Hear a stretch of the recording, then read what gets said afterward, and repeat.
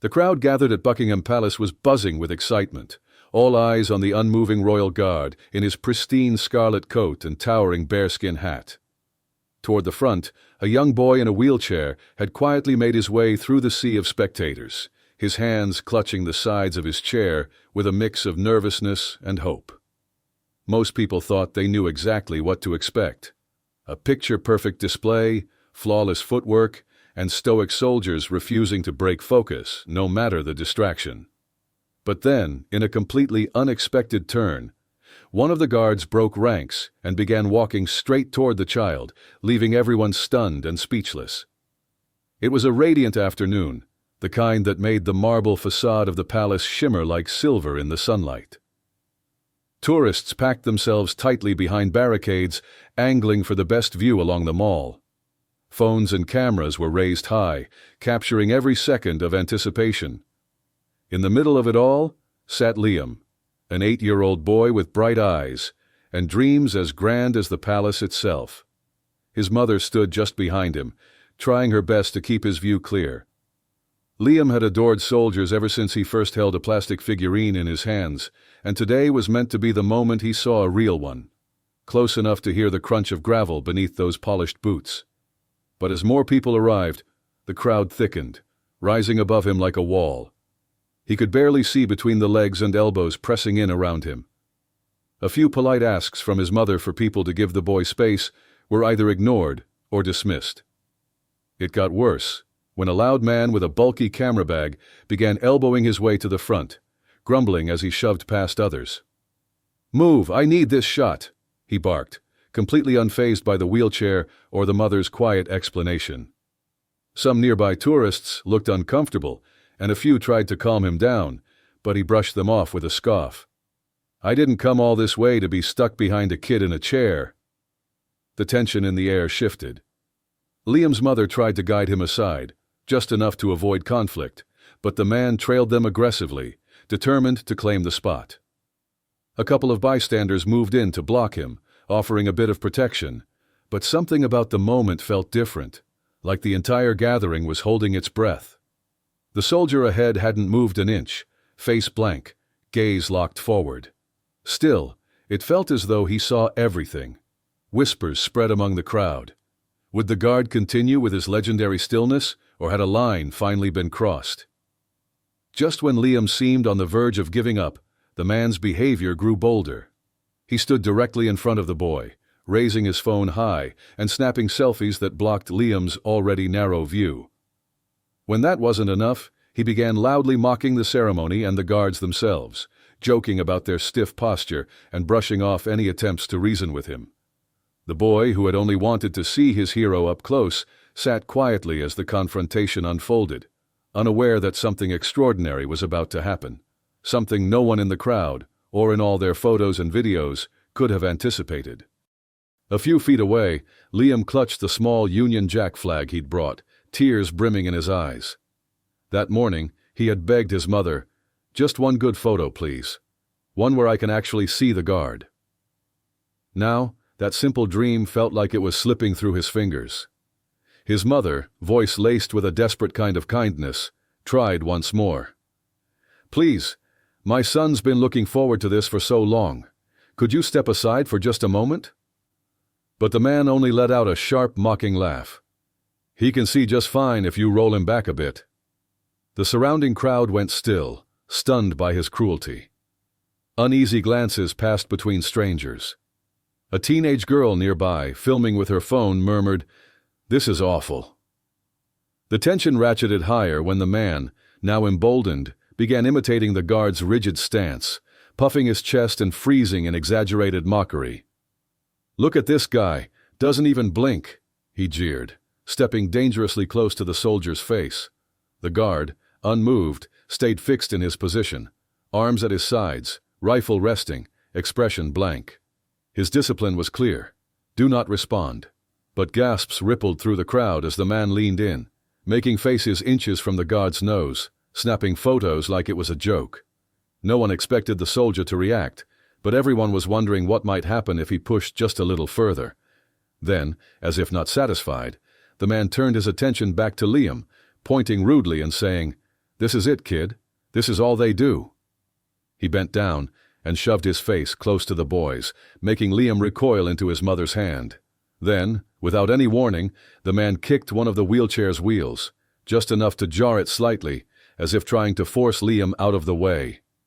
That's when the entire crowd froze. It was like the air itself went still. The guard stood only a few paces away.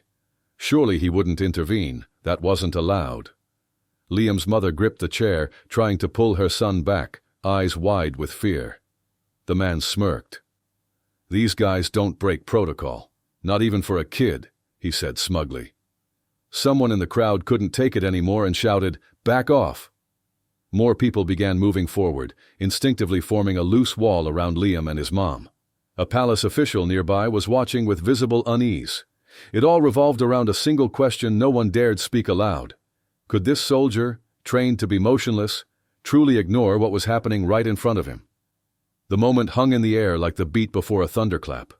Liam's chin quivered as he tried to hold it together, his wheelchair still slightly askew from the kick.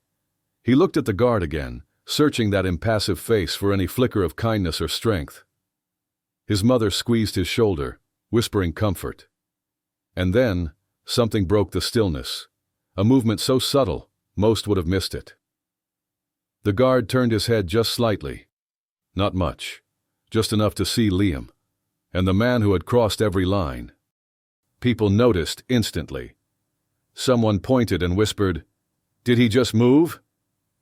It was the smallest shift, but it sent a ripple of energy through the entire crowd, a current of suspense that raced from one person to the next.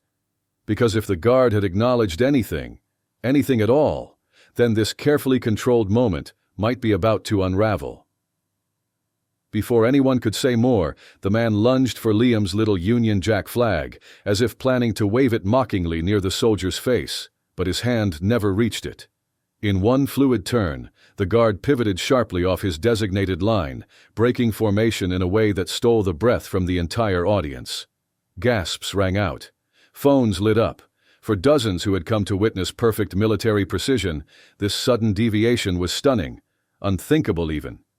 The soldier now stood between the boy and the man, tall, unwavering, an immovable wall of authority. Tension spiked like lightning. Was this really happening? Would palace staff intervene? And how would the troublemaker react now that he found himself face to face with something far more powerful than ceremony? Conviction. Liam gazed upward, stunned, unsure whether to feel wonder or fear. The guard, so close now, was a towering figure of control and dignity, every detail from his polished buttons to the rifle at his side radiating discipline. The boy's mother stood frozen, her lips parted in disbelief. Meanwhile, the man who had bullied and pushed suddenly looked much smaller, his earlier arrogance leaking out in broken mutters. He tried to speak, an excuse perhaps, but the words collapsed under pressure. The guard raised his left hand slowly, palm forward, a silent command that halted everything. The entire courtyard fell into a silence so profound it was almost physical, a blanket of stillness as if the whole city had stopped to see what came next. Then the guard took one firm step forward, sealing the gap between Liam and the man completely. Just when it seemed like things might escalate further, the guard turned his head just slightly toward Liam, and something in his eyes changed.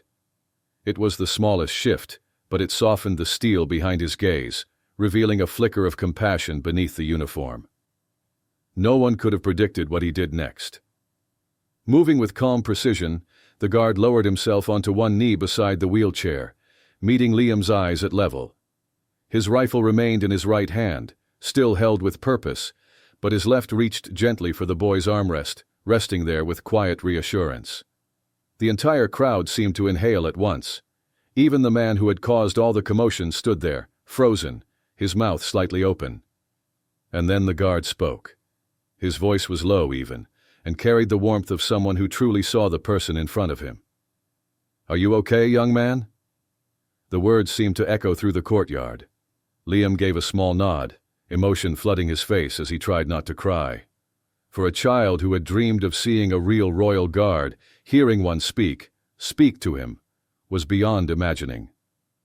The boy's mother clutched her chest, trying to steady herself as tears welled up in her eyes. And then, as if to seal the moment forever, the guard placed his gloved hand over Liam's and gave it a soft, deliberate squeeze. The silence broke in waves, quiet whispers, muffled camera clicks, and sniffles from grown adults, now unexpectedly emotional. Even the palace official, once tense and watchful, now stood perfectly still, caught in the gravity of what had just occurred. Everyone knew the rules. These soldiers were trained to remain silent, stoic, immovable. But today, something greater than tradition had taken over. A royal guard must remain motionless at his post, refraining from unnecessary interaction with the public. Yet here was this soldier, kneeling on gravel, quietly speaking to a boy in a wheelchair, offering a moment of compassion that quietly shattered centuries-old formality. In that brief exchange, the grandeur of Buckingham Palace seemed to fade into the background, leaving just a human connection, a child's quiet awe, and a guard's quiet courage. Behind them, the man who had stirred so much tension had wilted entirely. His arrogance drained away. He mumbled something resembling an apology and began to edge backward, though no one paid him much attention anymore. All eyes, all phones, all hearts were now fixed on the boy and the guard. A few nearby onlookers dabbed at the corners of their eyes, surprised by how moved they felt. In the hush, Liam's voice came through softly. "I just wanted to see you close up. I think you're really brave." The guard responded with a subtle nod and a quiet reply. "Just doing my duty, sir." But not everyone seemed convinced this moment would pass without consequence. Another guard approached, his posture firm and his eyes scanning the crowd, then flicking to the one who had broken formation. Liam's mother stiffened, bracing for a reprimand. The kneeling guard rose slowly, straightening his shoulders, prepared to accept whatever came next. The atmosphere tensed again, silent, waiting. Then, in a gesture that melted the weight of that pause, the second guard offered a small nod of respect and stepped aside. Without a word, he allowed his fellow soldier to wheel Liam gently forward, guiding him closer to the barricade so he could see everything unfold. The crowd erupted in soft applause, rippling through the square like sunlight on water. The guard remained composed, his face unreadable, but a flicker in his eyes gave away the depth of what the moment meant to him. Liam, glowing now, held tight to his flag, his eyes dancing with joy. As the ceremony resumed, the guard made sure the boy saw every part of it. The precise march, the timed commands, the polished spectacle that had brought them there in the first place. Liam's mother, overwhelmed, whispered a thank you through tears she could no longer hold back. The soldier gave a slight, dignified nod. It said everything. Meanwhile, the disruptive man, now stripped of all bluster, tried to slip away unnoticed. But a few palace officials met him halfway and quietly escorted him from the area. The crowd didn't cheer, didn't jeer. They simply watched him leave, as if turning the page on a moment that had already been rewritten by kindness. The changing of the guard finished with exact timing, as if no rule had been bent at all. But every witness knew something extraordinary had happened. Once the final cadence faded and the ritual concluded, the guard gently escorted Liam and his mother to a calmer spot near the gates, ensuring they had a clear way forward. Tourists and Londoners alike captured the scene, uploading photos and clips with captions that echoed the same heartfelt sentiment. Royal Guard breaks protocol to help boy in wheelchair. A moment of true honor. It felt like the entire day had been touched by something rare, a glimpse of grace beneath the gold and stone. As they prepared to leave, the guard offered one last formal salute. Liam lit up, lifting his little flag high in return. His mother mouthed the words, "Thank you," with tears still in her eyes. And then, as if the world needed restoring to order, the guard turned and resumed his stance, tall, still, and silent once more. But for everyone there, he was forever changed. The crowd that had witnessed it all broke into spontaneous applause, not for protocol or ceremony, but for a moment of quiet humanity. In that brief, unforgettable instant, Buckingham Palace didn't feel like a distant monument of monarchy. It felt personal, real, and deeply human. By that evening, footage of the encounter had spread across the internet like wildfire, gathering millions of views. Within hours, major news outlets had picked it up, commending the guard's quiet courage and compassion. Some debated whether rules had been broken, if centuries of tradition had been challenged, and what place empathy should hold within institutions known for rigidity. But beyond the debate, one message echoed across platforms and borders. This small act of kindness had moved hearts worldwide. Back at home, Liam watched the moment again and again on his mother's phone, the kind of smile on his face that didn't fade with time. When someone asked him how it made him feel, his answer was simple: "I've never felt more seen." The next morning, palace officials released a brief statement. While upholding the importance of tradition and discipline, they acknowledged that in rare moments, compassion held its own form of honor. For many, it was a refreshing reminder that even in places built on strict order, there's room for humanity. Around the world, people watched the clip not just as a viral moment, but as something more, a spark of hope that simple decency could transcend uniforms, rituals, and walls. If one soldier's choice to kneel could stir that much light, then maybe we're all capable of making more room for empathy. The crowd that left that day walked away with more than photos. They carried a story they'd tell for years. And for Liam, it wasn't just a wish fulfilled. It was proof that sometimes the most powerful memories are made when someone has the courage to step out of line for the right reason. As his wheelchair rolled softly across the palace pavement, Liam left with a little more wonder in his heart than he arrived with. Because the guard, known for never moving, had moved for him. And what about you? Do you think the guard made the right choice by breaking formation for a boy's dream? Should compassion come before custom? Let us know what you think in the comments. If this story lifted your heart, give it a thumbs up and share it with someone who needs a little reminder of the good in the world. And if you're ready for another powerful moment, stay with us, because what happened when a tourist tried to outmarch a royal guard during a parade will leave you speechless. Make sure to subscribe so you never miss a story that shows just how far kindness can go. Thanks for watching, and we'll see you in the next one.